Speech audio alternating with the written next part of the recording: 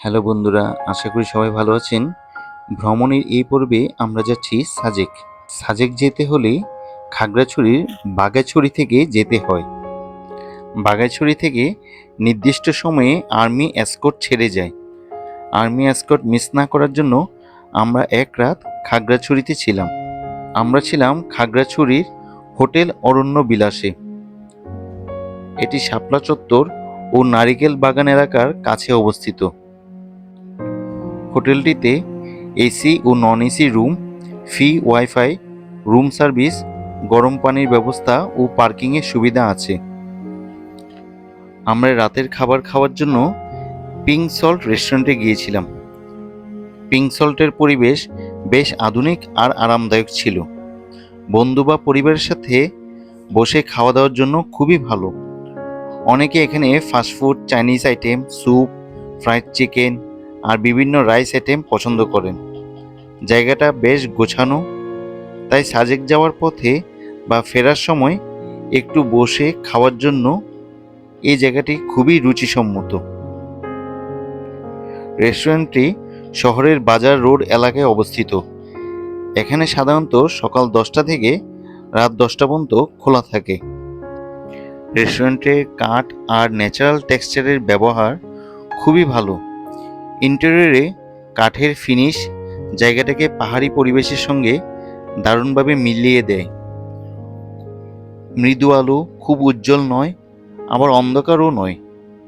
সন্ধ্যায় বসে গল্প করার জন্য আরামদায়ক। ফটোজেনিক কর্নারও রয়েছে এখানে।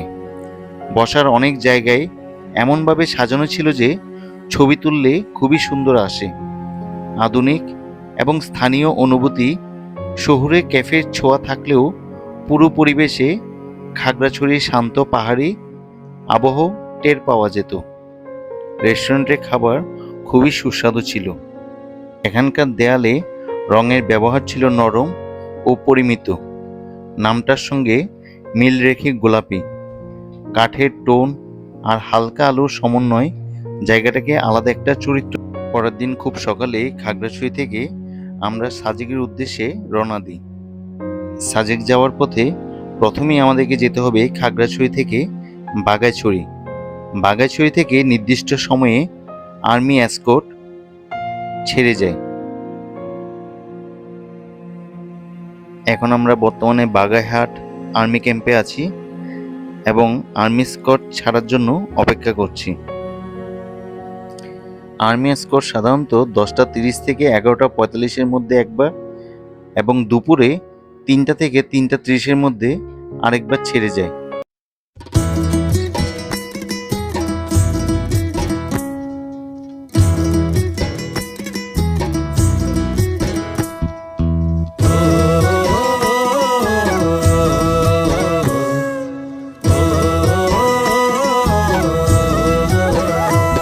চল পাহাড় যাব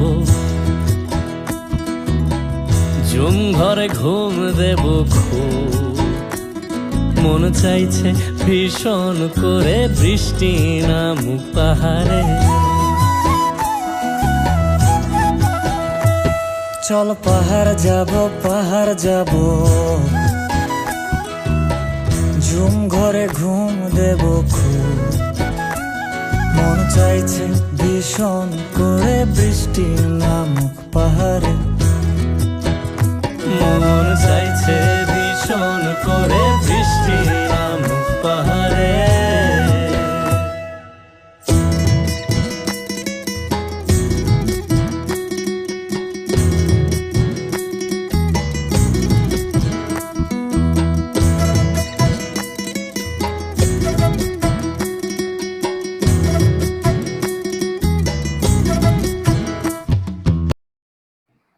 সাজেক যাওয়ার পথে কয়েকটা ছোটখাটো স্থানীয় বাজার পড়ে।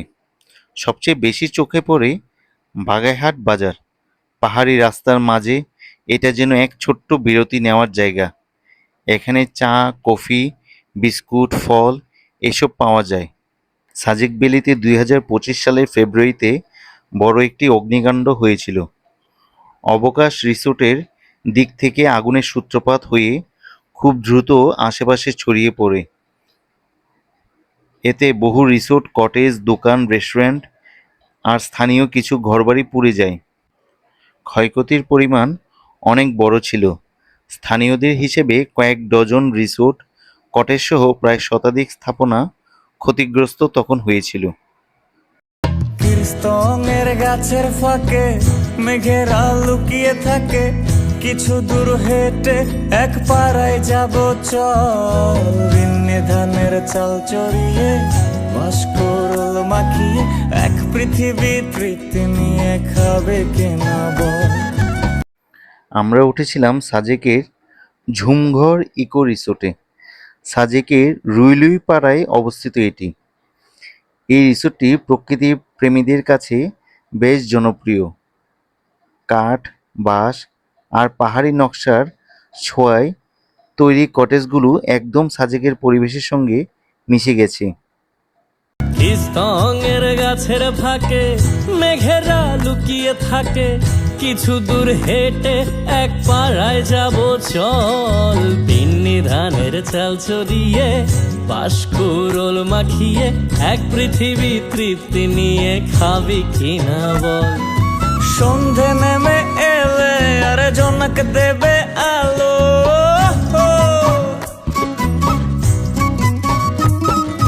সন্ধে নেমে এলে জোনাক দেবে আলো, জীবনের গল্প না বলাই রয়ে গেল, চল পাহাড় যাব, পাহাড় যাব, ঝুম ঘরে ঘুম দেব খুব, মন চাইছে ভীষণ করে বৃষ্টি নামুক পাহাড়ে, চল পাহাড় যাব, পাহাড় যাব, ঝুম ঘরে ঘুম দেব খুব, মন চাইছে ভীষণ করে বৃষ্টি নামুক পাহাড়ে, মন চাইছে ভীষণ করে বৃষ্টি নামুক পাহাড়ে। এরপর আমরা যাই সাজেকের লুসাই গ্রামে, যেটি সাজেকের অন্যতম পরিচিত ঐতিহ্যবাহী আদিবাসী পাড়া। লুসাই জনগোষ্ঠী বৃহত্তর মিজো জনগোষ্ঠীর অংশ। তাদের পূর্বপুরুষেরা বহু আগে পার্বত্য চট্টগ্রাম, ভারতের মিজোরাম ও মিয়ানমারের পার্বত্য অঞ্চলে বসবাস করতেন। বাংলাদেশের সাজেক ও আশেপাশের পাহাড়ি এলাকায়ও তাদের ছোট ছোট বসতি গড়ে ওঠে। এই লুসাই গ্রামেই আমরা পেয়ে যাই দোকানদারবিহীন দোকান। তাদের ঘরবাড়ি সাধারণত বাঁশ, কাঠ আর টিন দিয়ে তৈরি। পাহাড়ের ঢালে উঁচু খুঁটির উপর, যাতে বৃষ্টি ও পাহাড়ি ঢলের সাথে মানিয়ে থাকা যায়। এখানে ছবি তোলার জন্য আপনার লুসাই গ্রামবাসীর পোশাক ভাড়ায় পাবেন। জুম চাষ তাদের ঐতিহ্যবাহী জীবিকার অংশ। নিজস্ব রঙিন পোশাক, অলংকার ও তাঁতের কাজ রয়েছে তাদের। পাহাড়ি গান, নাচ ও উৎসব তাদের সংস্কৃতির একটি অংশ। পর্যটকেরা এখানে গেলে তাদের ঐতিহ্যবাহী ঘর, জীবনযাপন আর হস্তশিল্প কাছ থেকে দেখার সুযোগ পায়।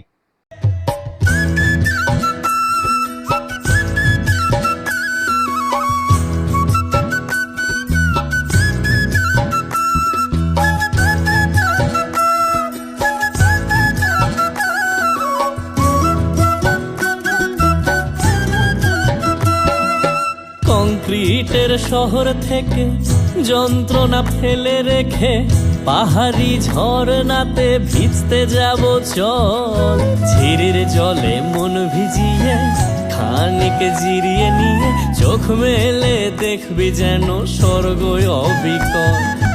কংক্রিটের শহর থেকে যন্ত্রণা ফেলে রেখে পাহাড়ি ঝরনাতে ভিজতে যাব চল, ঝিরির জলে মন ভিজিয়ে খানিক জিরিয়ে নিয়ে চোখ মেলে দেখবে যেন স্বর্গ অবিকল। মাচাং ঘরের ফাঁক করে ঢুকবে চাঁদের আলো,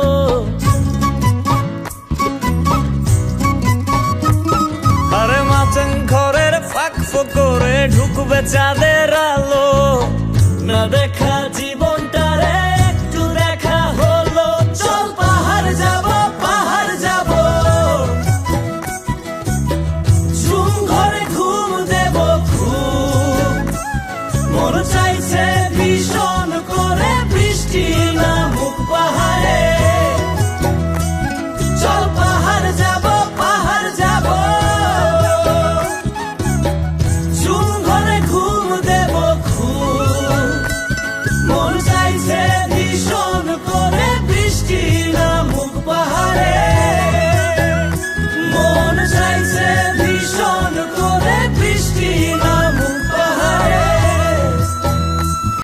হেলিপ্যাডের সামনে বিকেলবেলা ছোট ছোট খাবারের দোকান বসে। সেখানে আপনি বাঁশের চা, বারবিকিউ গ্রিল করা মাংস, বাঁশে রান্না করা চিকেন, চাউ কফি, ভুট্টা পোড়া, প্যাকেটজাত স্ন্যাক্স, আনারস, পেঁপে, কলা, পাহাড়ি বিভিন্ন ধরনের পিঠা, বাঁশকোড়ল এসব আপনি পাবেন। চল পাহাড় যাব, জুম ঘরে ঘুম দেব খুব, মন চাইছে ভীষণ করে বৃষ্টি নামুক পাহাড়ে। চল পাহাড় যাব, ঝুম ঘরে ঘুম দেব খুব, মন চাইছে ভীষণ করে বৃষ্টি নামুক পাহাড়ে। মন চাইছে ভীষণ করে বৃষ্টি নামুক পাহাড়ে।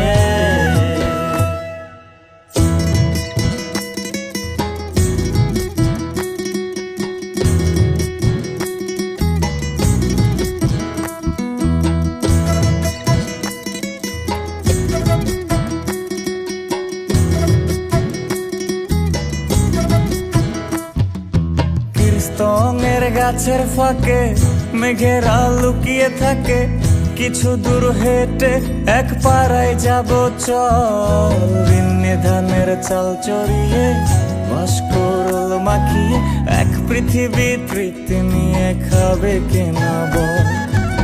স্তঙের গাছের ফাঁকে মেঘেরা লুকিয়ে থাকে, কিছু দূর হেঁটে এক পাড়ায় যাব চল, বিন্নি ধানের চাল চড়িয়ে। সালাম জামে মসজিদ।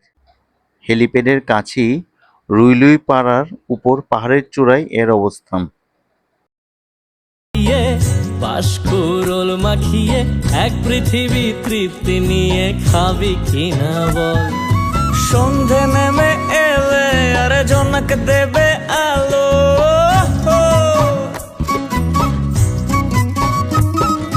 সন্ধে নেমে এলে জনক দেবে আলো, জীবনের গল্প না বলাই রয়ে গেল।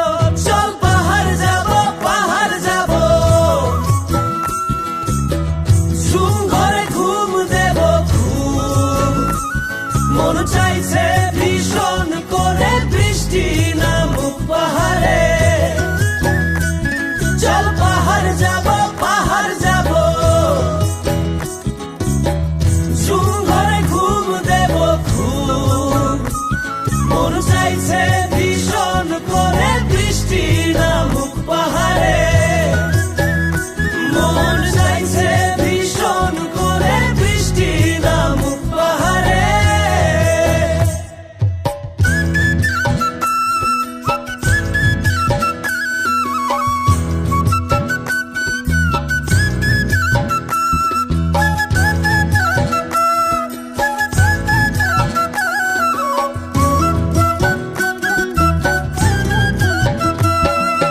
কংক্রিটের শহর থেকে যন্ত্রণা ফেলে রেখে পাহাড়ি ঝরনাতে ভিজতে যাব চল, ঝিরির জলে মন ভিজিয়ে খানিক জিরিয়ে নিয়ে চোখ মেলে দেখবি যেন স্বর্গ অবিকল। কংক্রিটের শহর থেকে যন্ত্রণা ফেলে রেখে